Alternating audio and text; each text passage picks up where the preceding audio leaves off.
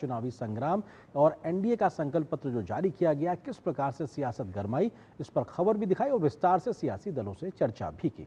अब बढ़ते हैं आज की अगली खबर की ओर, जो कि पश्चिम बंगाल से जुड़ी हुई है। चुनाव आयोग ने जब देश में दूसरे चरण के एसआईआर की प्रक्रिया शुरू करने का ऐलान किया, उसके बाद से ही कई राज्यों में इसके विरोध को लेकर लगातार स्वर सुनाई देने लगे हैं। एसआईआर का सबसे ज्यादा विरोध पश्चिम बंगाल की मुख्यमंत्री ममता बनर्जी कर रही हैं।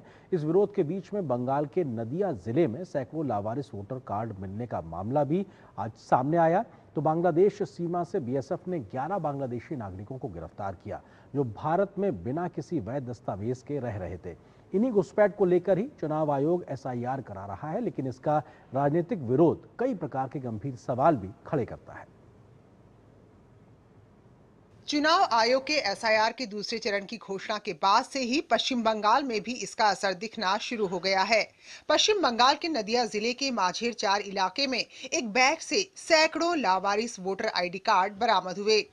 ये बैग एक तालाब के किनारे रखे मानसिक रूप से कमजोर व्यक्ति के पास से मिला। स्थानीय निवासियों की सूचना पर पुलिस ने आनन फानन में सभी मतदाता पहचान पत्रों को हटा दिया। एसआईआर शुरू होने से पहले इतनी बड़ी संख्या में मतदाता पहचान पत्र मिलना गंभीर सवाल खड़े कर रहा है।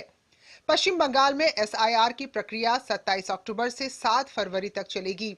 इसी बीच एसआईआर पर भाजपा और तृणमूल कांग्रेस में घमासान भी जारी है। केंद्रीय मंत्री सुकांतो मजूमदार के मुताबिक तृणमूल कांग्रेस एसआईआर पर भ्रम और भय फैला रही है, तो वहीं तृणमूल कांग्रेस के नेता सुदीप बंदोपाध्याय का कहना है कि उनकी पार्टी एसआईआर पर कड़ी नजर रखेगी। तृणमूल कांग्रेस की झांसे में मत आइए, आप लोग भी फेयर साइकोसिस क्रिएट मत करिए। बहुत सारे जगह पे एसआईआर हो रहा है, कहीं पे तो मौत नहीं हो रहा है। एसआईआर तो इधर भी जो है उधर भी सेम है, मौत सिर्फ बंगाल में हो रहा है। इसका मतलब something wrong in Bengal, not in SIR.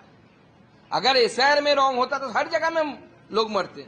तो बंगाल में रॉन्ग क्या है? बंगाल में एक ही चीज रॉन्ग है, तृणमूल कांग्रेस। हम लोग जरूर देखेंगे जो पर्पस पे एसआईआर घोषित हुआ एब्सोल्युटली परफेक्ट होना चाहिए। Election commission smoothly as per rules as per guidelines SIR में काम करे, तो तृणमूल कांग्रेस उसका ऊपर ध्यान से नजर रखेंगे।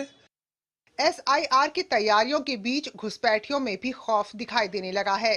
बीएसएफ ने शुक्रवार तड़के तराली भारत बांग्लादेश सीमा से अपने देश लौटने की कोशिश कर रहे 11 बांग्लादेशी नागरिकों को गिरफ्तार किया है।